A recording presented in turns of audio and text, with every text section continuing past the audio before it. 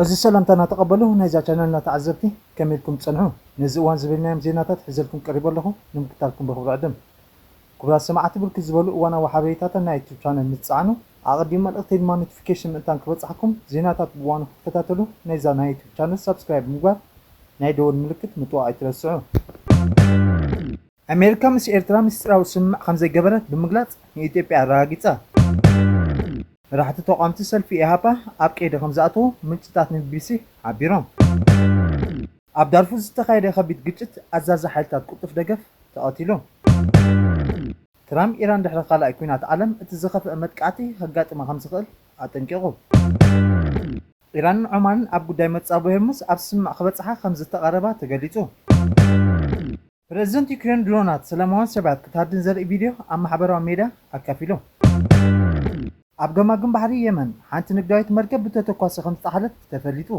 زو خبركم تقاطعتنا إذن كلام بزرز حزركم كقربه سنة أنحيت أما هاي قدي عربن أفريقيا من محدار ترامب مسعود بلوس أمريكا مس إيرترا زخون عينت مسترا وسمع خمسة جبرات مغلط أتمساجرات أن أفريقيا زكاة زته نسلام تزوات رأي زعلم مخانو أفليتو أتا أما خارت مال مشات أما حبروا مرخبتات إكس أبزرقو حصعف أنصار كذا نايت زوبا مشارت زعلمه مس إيرترا تجبره ويز حسب زلو مسترا وسمع على تباهلو زورة زلو ورتات فتسم حسوت مخانو بنطور قليتو طلع على وين ما خال دونالد ترامب أب قدي عربنا أفريقيا بعث شو منتحن لختشن عشان شدشن أب كايرومس منيسترات قديات وصع جبتن إيرترا سوماليا زكايدو ركبت أرى إثيوبيا زخونة حستو خمزلو تغيرو دحن مقرابو نز مجلسي ذهب زلو بزكازي اتنايت مال الصحف كلمة سمناتون تماساسالة حستو زلو صحف أب إكساس فيرو من بالو يذكر بلوس ناتهم تبصبات حسوتن عدنا قرتن كبل بمقاس يدبلوماسي أمريكا زي قبع ملكعو كم زقربو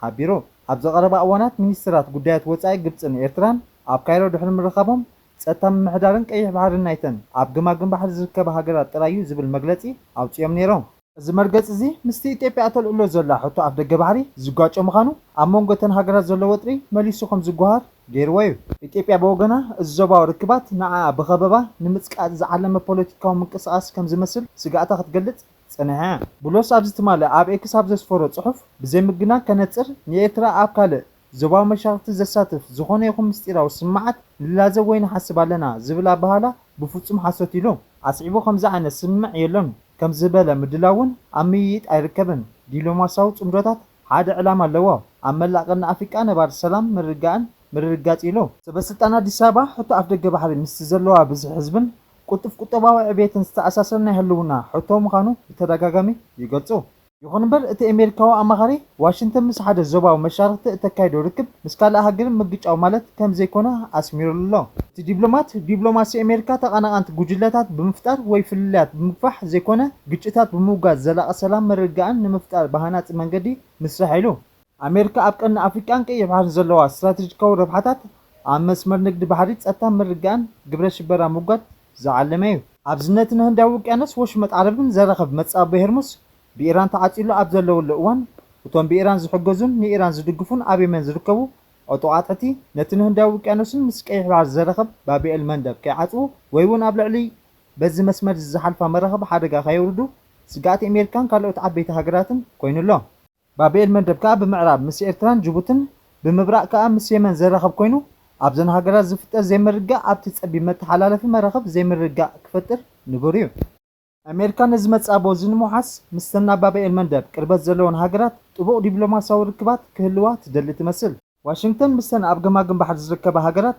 ጸጥታው ዝምድና አኸ ተደልል እንከላ በተማሳሳለ መስተአብት ዞባ ዓቢ ወታደራዊ ፖለቲካውን ጽልዋ ዘሎ መንግስቲ ኢትዮጵያውን ሚዛናዊ ዝምድና ከተሕዝ ትጽዕር እቲ ዞባ መስሓብ ብሰንኪ ዝተፈላለዩ ረቑሓታት ዝተሓላለኸ ኮይኑ ይርከብ ግብጽ ብሰንኪ ዓባይ ግዳሴ ህድብ ምስ ኢትዮጵያ ኣብ ዘሰሓብ ኩነታት ክትርከብ ከላ ኤርትራ በወገና ብሕቱ ኣፍ ደገ ባሕሪ ኢትዮጵያ ስጋኣት ከም ዘለዋ ትገልጽ ተወሳኺ ሶማልያ ኢትዮጵያ ምስ ሶማሊላንድ ዝገበረቶ መዘክር ስምምዕ ኣብ ከቢድ ወጥሪ ትርከብ እዘን ሰለስተ ሃገራት ኣብ 2024 ኣብ ኣስመራ ናይ ሓባር ስምምዕ ምትሕባር ምኽታመን ዝዝከር ኮይኑ እዚ ሕጂ ብኣማኻሪ ትራምፕ ዝተዋሃደ መግለጺ ነዚ ተፈጢሩ ዘሎ ዘባዊ መሰሓባት ስጋኣት ንምህዳን ዝዓለመ ስጉምቲ ምዃኑ ተዓዘብቲ ይገልጹ ብሎሳ መወዳእታ ዝኾነ ይኹን መስረት ዘይብሉ ክስታት ስም ናይ ምጽላም ተግባራት ነዚ ብቐንዕና ዝካየድ ዘሎ ዲፕሎማስያዊ ጻዕታት ዝሃስን ሓላፍነት ዝጎደሎ ተግባር ምዃኑ ኣጠንቂቑሎ ኣብ ዳርፉር ዝተኻየደ ከቢድ ግጭት ኣዛዚ ሓይልታት ቁጥፍ ደገፍ ተቐቲሉ። ኣብ ምዕራብ ዳርፉር ምስ ሰራዊት ሱዳን ዝተሰለፉ ሓይልታት ሱዳን ሓይልታት ቁጥፍ ደገፍን ብ4 ነሓስ ኣብ ዝተኻየደ ከቢድ ግጭት ላዕለዋይ ኣዛዚ ሓይልታት ቁጥፍ ደገፍ ከም ዝተቐትለ ክልቲኦም ወገናት ኣረጋጊፆም። እዚ ድማ ነቲ ኣብ ምዕራባዊ ዞባ ዝርከብ ወታደራዊ ጉጅለ ሓይልታት ቁጥፍ ደገፍ ባዶነት ዝፈጥር ከም ዝኾነ ጸብጻባ ሱዳን ትሪቡን ይሕብር። ኣብ ሰሜን ርእሰ ከተማ ምዕራፍ ዳርፉር ኣልጀኔና ዝካየድ ስርሒታት ሓይልታት ቁጥፍ ደገፍ ዝመርሐ ብርጋዴር ጀነራል ማህዲ ጀበል ሙን ኣብ ከባቢ ሓጀር ማርፋን ይንን ብር ሳሊባን ኣብ ዝተኻየደ ውግእ ከም ዝሞተ ምንጭታት ሰበስልጣን እቲ ከባቢ ሓቢሮም። ሓላፊ ምንቅስቓስ ሓድነት ሱዳን ሓፈሻዊ ተቆጻጻሪ ናይቲ ኣብ ጎኒ ዕጡቓት ሓይልታት ሱዳን ዝዋግዑ ዕጡቓት ጉጅለታት ዝሓቖፈ ኪዳን ሓበራዊ ሓይልታት ሚኒ ኢልኮሚና ኣብ ማሕበራዊ መራኸቢታት ፌስቡክ ኣብ ዘርግሑ ሓበሬታ ሓይልታቱ ኣብ ዓውደ ውግእ ዓወት ብምዝጋብ ንጀበል ሙን ከም ዝቐተሎ ገሊጹ። ድሕረን ደገፍቲ መራኸቢታት ብዙሓን ሓይልታት ቁጥፍ ደገፍ ኣብ ሰሜን ኤልጀና ኣብ ዝተኻየደ ውግእ እቲ ኣዛዚ ከም ዝሞተ ኣረጋጊፀን። ጀበል ሙን ሓደ ካብቶም ኣብ ዳርፉር ዝነብሩ ላዕለዎት ኣዘዝቲ ሜዳ እቲ ወታደራዊ ጉጅለ ምንባሩ ተገሊጹ። ኣብ ዝሓለፈ ኣዋርሕ ኣብ ዳርፉር ሓያሎ ስርሒታት መሪሑ ከም ዝነበረ ይፍለጥ። ሓባራዊ ሓይልታት ቁጥፍ ደገፍን ናብታ ኣብ ግዝኣት ሰሜን ዳርፉር ኣብ ዶብ እትርከብ ከተማ ታይነን ዝገብሮ ዘሎ ገስጋስ ንምዕጋት ኣብ ዝፈተነሉ ዘሎ እዋን ግጭት ኣብ ሰሜናዊ ኣል ጀነቫ ተጋዲዱ ከም ዘሎ እቲ ጸብጻብ የመልክት። መራሕቲ ተቃወምቲ ሰልፊ ኢሃፓ ኣበበ ኣካሉን ይስሐቅ ወልዳይን ከምኡውን ጠበቓ ሚኒስተር ዴታን ሰላምን ነበር ታየ ደንደኣ ኣበራ ንጉሰን ኣብ ቀይዲ ከም ዝኣተዉ ምንጭታት ቢቢሲ ሓቢሮም። እዞም ክልተ ፖለቲከኛታትን እቲ ፍሉጥ ጠበቓን ካብ ንግሆ ሰኒ ጀሚሩ ኣብ ዝተፈላለየ ሰዓታት ብፖሊስ ፌደራል ከም ተኣሰሩ ምንጭታት ስድራ ቤትን ጠበቓን ፕረዚደንት ሰልፊ ኢሃፓን ሓቢሮም። ቀዲሙ ኣብ ቀይዲ ዝኣተወ ኣበራ ንጉሰ ጠበቓ ፖለቲከኛታት መራሕቲ ተቃወምቲ ውድባትን ኮይኑ ብምስራሕ እዩ ብስፍሓት ዝፍለጥ። ኣብ እዋን ዶክተር ሙሉ ነጋ ዝምራሕ ግዝያዊ ምምሕዳር ትግራይ ሓላፊ ቤት ጽሕፈት ፍትሒ ክልል ኮይኑ ተሸይሙ ዝነበረ ኣቶ ኣበራ ኣብ ቀይዲ ክኣቱ ንፈለማ ግዜ ኣይኮነን። ኣብ 2016 ብኣቆጻጽራ ግእዝ ድማ ኩናት ኣክል ብዝብል መደብ ኣብ ዝተኻየደ ሰልፊ ዝነበሮ ተሳትፎ ኣብ ቀይዲ ኣትዩ ምንባሩ ይዝከር። እሞ ክግለጽ ዘደለየ ሓደ ኣባል ስድራ ቤት ትማሊ ንግሆ ኣብ ከባቢ ሰዓት 7 ፈረቓ ናይ ንግሆ ኣባላት ፌደራል ፖሊስ ናብ እንዳ ጠበቓ ኣበራ መጺኦም ከም ዝወሰድዎ ንቢቢሲ ሓቢሩ። ብመሰረት እቲ ምንጪ ብዛዕባ እዚ ጉዳይ ዝኾነ ዝርዝር ሓበሬታ ኣይተዋህበን። ንሱ ወሲኹ ኣቦ ክልተ ቆልዑ ዝኾነ ኣበራ ትኽክለኛ ዝርከበሉ ሃለዋት ክሳብ ሕጂ ከም ዘይተፈልጠ ሓቢሩ። ንማእሰርቲ እዞም ፖለቲከኛታት ኣመልኪቱ ቢቢሲ ንፕረዚደንት ኢሃፓ ኣቶ ኣብርሃም ሃይማኖት ተወኪስዎ ነይሩ። እቲ ዝተረኽበ ሓበሬታ ከም ዘመልክቶ ኣበራ ንጉሰን ይስሐቅ ወልዳይን ካብ መንበሪ ቤቶም ተወሲዶም። ኣቶ ኣበበ ኣካሉ ግን ካብ ገዝኡ ኣይኮነን ተወሲዱ። መእሰሪ ምክንያት ብዝምልከት ዛጊድ ዝተገልጸ ነገር ከምዘየለ ዝዛረብ ፕረዚደንት ሰልፊ ፖለቲካዊ ውሳነ ምዃኑ ግን ይርዳእና እዩ። እዞም ሰላማውያን ሰባት ተቓለስቲ እዮም። ኣብ ሰላማዊ ቃልሲ ኮይኖም ሓሳባቶም ብናጽነት ምግላጽ ዘምጽኣሎም መዘዝ ክኸውን ይኽእል እዩ ክብል ይኣምን ኢሉ። ኣብቲ ሃገር ብዙሓት ዝእሰሉ ዘለዎም ምክንያት ሓሳባቶም ብናጽነት ብምግላጽ ምዃኑ ወሲኹ ተዛሪቡ። ኣበበ ዝርከብሉ ኩነታት ዝፍለጥ እኳ እንተኾነ ክሳብ ሕጂ ምስ ኣባላት ስድኡ ከም ዘይተረኸበ ይዛረብ። ጠበቓ ኣበራ እውን ምስ ስድራ ቤቱ ከም ዘይተረኸበ ሓደ ምንጪ ሓቢሩ። እቶም ክልተ ፖለቲከኛታት እቲ ጠበቓን ክሳብ ሕጂ ናብ ቤት ፍርዲ ከም ዘይቀረቡ እቶም ምንጭታት ወሲኾም ይገልጹ። ዶናልድ ትራምፕ ኣብ ልዕሊ ኢራን ድሕሪ ካልኣይ ኩናት ዓለም እቲ ዝኸፍአ መጥቃዕቲ ከጋጥም ከም ዝኽእል ኣጠንቂቑ።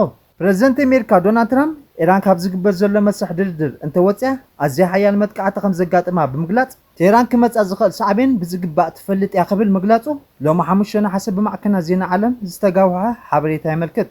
ትራምፕ ዋሽንግተን ምስ ኢራን ኣብ ኣዝዩ ጽቡቕ ዝርርብ ትገብር ከም ዘላ ብምግላጽ ዓብ መጥቃዕቲ ክትፍጽም ከም ዘይትግደድ ተስፋ ይገብር ከም ዝበለ እተን ማዕከናት ዜና ሓቢረን። ኣሜሪካ ድሕሪ ካልኣይ ኩናት ዓለም ኣብ ልዕሊ ኢራን ዝዓበየ መጥቃዕቲ ክትፍጽም ድልውቲ ከም ዝነበረ ዝገለጸ ኮይኑ ኢራን ግን ዝርርብ ከም ዝሓተተት ገሊጹ።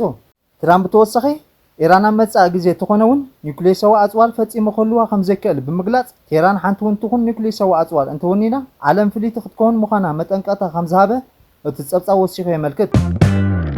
ኢራንን ዖማንን ኣብ ጉዳይ መጻበዪ ሆርሙዝ ኣብ ስማዕ ክበጽሓ ከም ዝተቐረባ ተገሊጹ።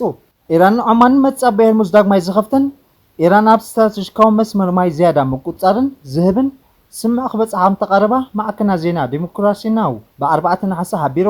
እቲ ስማዕ ካብቲ ቅድሚ 5 ኣዋርሕ ኣሜሪካን እስራኤልን ኣብ ልዕሊ ኢራን መጥቃዕቲ ምጅማርን ዝነበረ ስምዕ ዝያዳ ኢራን ነቲ ስትራቴጂካዊ መስመር ማይ ንምቁጻር ዝሕግዝ ምዃኑ ተገሊጹ። ብመሰረት እቲ ዝቐረበ ስምዕ ናብ ወሽመጥ ፋርስ ዝኸዳ መራኸብ በቲ ኢራን እትቆጻጸሮ መስመር ክሓልፋ እየን።